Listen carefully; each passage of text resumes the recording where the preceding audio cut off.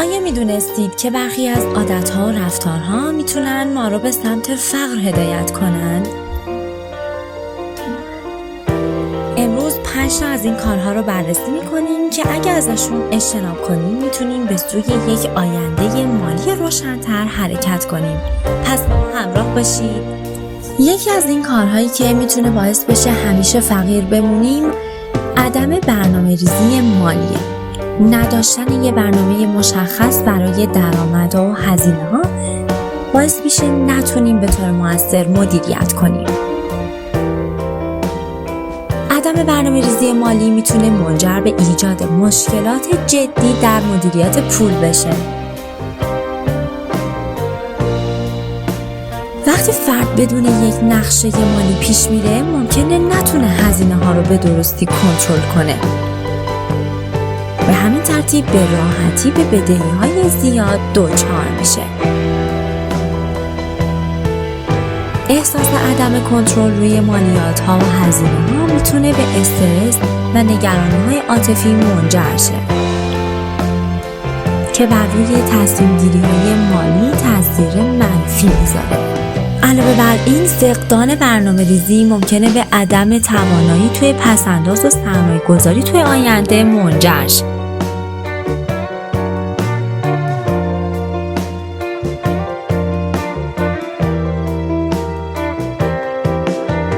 مورد دوم صرف نظر از پس‌انداز.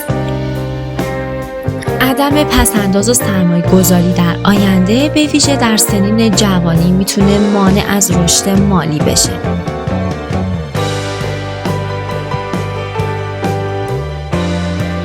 این موضوع عواقب مختلفی داره. ممکنه که مشکلات مالی تو زمانهای اضطراری به وجود بیان، چون عدم پس‌انداز به معنای عدم وجود منابع مالی تو مواقع مورد نیازه. همچنین اگر پس‌انداز نداشته باشیم نمیتونیم سرمایه‌گذاری هایی در آینده داشته باشیم و دسترسی به فرصت‌های بهتر از ما سلب میشه. و به طور کلی عدم پس‌انداز میتونه باعث وابستگی به وام و مشکلات اقتصادی بشه.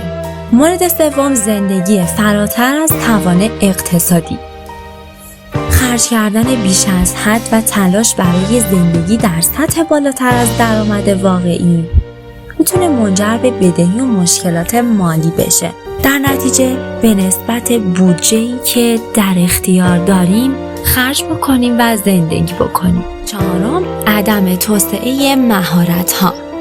باید بدونید اگر توی آموزش‌ها و مهارت‌های جدید وقت نذارید و هزینه نکنید باعث میشه فرصت‌های شغلی زیادی رو از دست بدید و درآمد محدودی داشته باشید. مورد پنجم، اجتناب از سرمایه‌گذاری.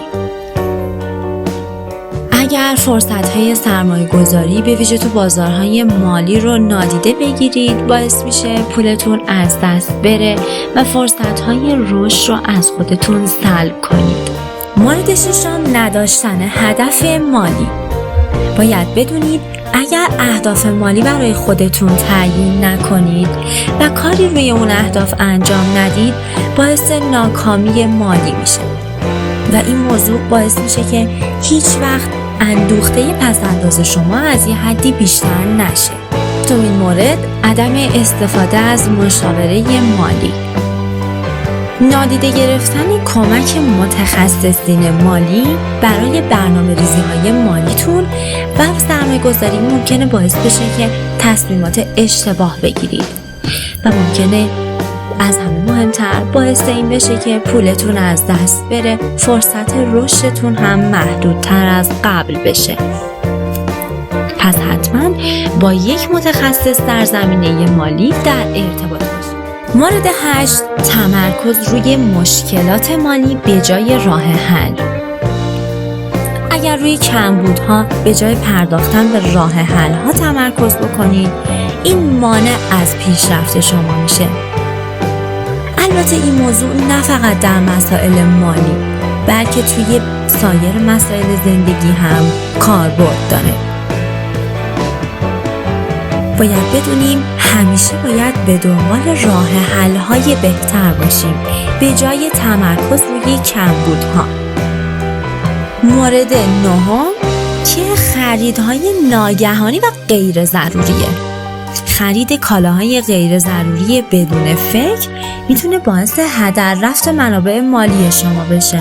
برای جلوگیری از این مورد قبل از رفتن به خرید لیست تمام چیزهایی که قرار هست خریداری بشه رو بنویسید و بدونید باید همونها رو خریداری بکنید. آخرین مورد احساس راحتی با وضعیت موجود.